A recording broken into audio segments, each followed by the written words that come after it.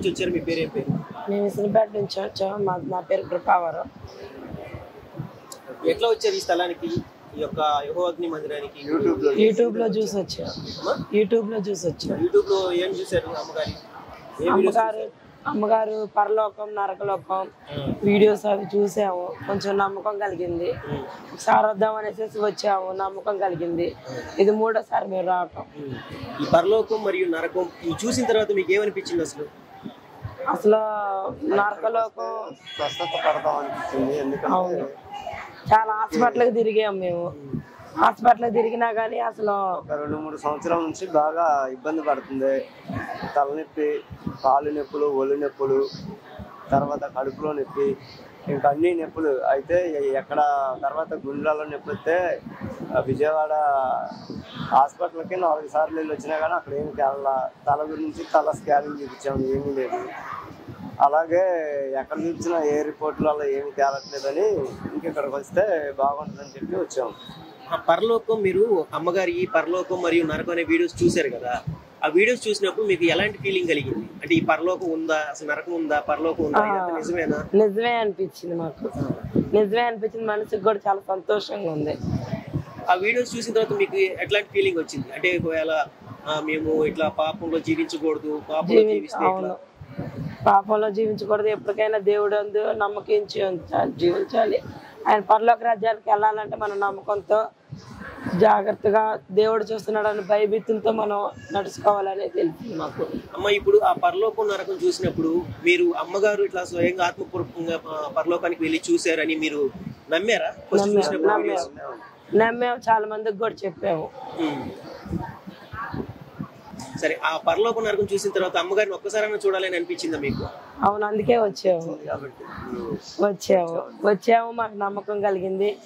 ఈ 3వ నెలకే నాకు స్వస్థత కూడా వచ్చింది. అయితే మీరు ఏ బాధకి వచ్చారు? మీ వారి సంబంధించి బాధతో వచ్చారా? నన్ను అసలు తలకాయ నుంచి అరకాల వరకు లేని రోగం అన్నది లేదండి.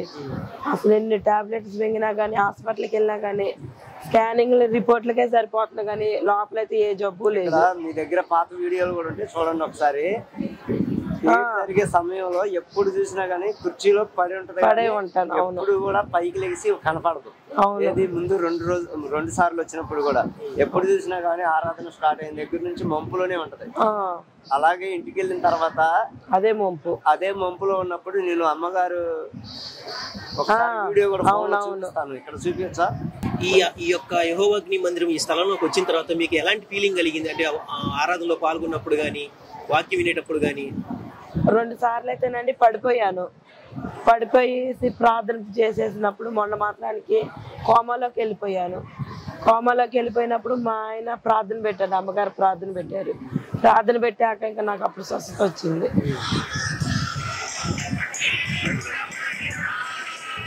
పెట్టినప్పుడు మంట మంట మంట అని అరవడం పడిపోయేది. పడిపోయిన తర్వాత తలనొప్పి అన్ని ఫ్రీగా ఉందనేది.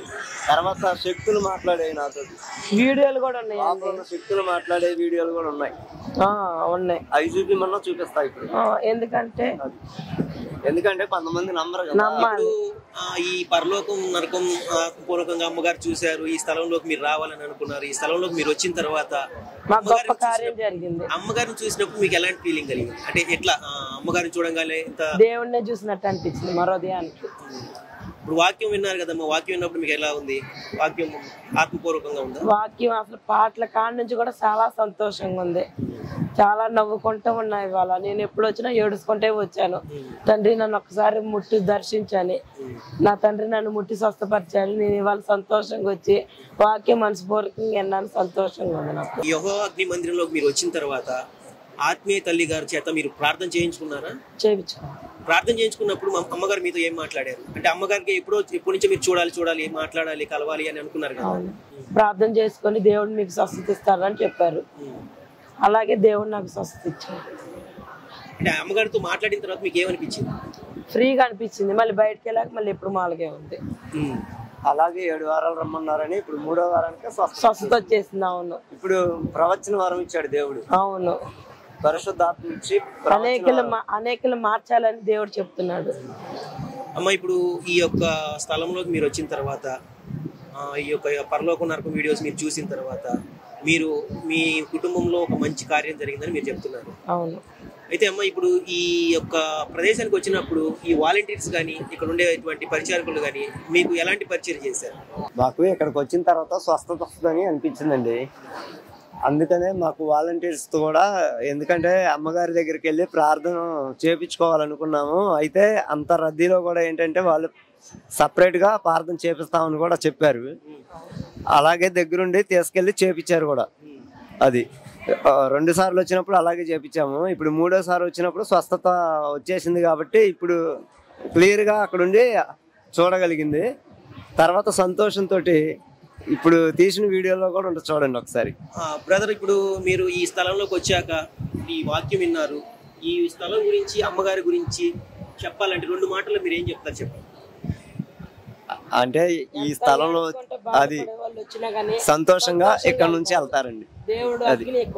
అది దేవుడు అగ్ని ఎంతమంటోళ్ళైనా సరే స్వస్థత పొందాలుతారు. సరే అమ్మ, యెహోవా అగ్ని మినిస్ట్రీస్ తరపున, అమ్మగారి తరపున, ఆత్మీయ తల్లిదండ్రుల తరపున మీకు హృదయపూర్వక వందనాలు. వందనాలు.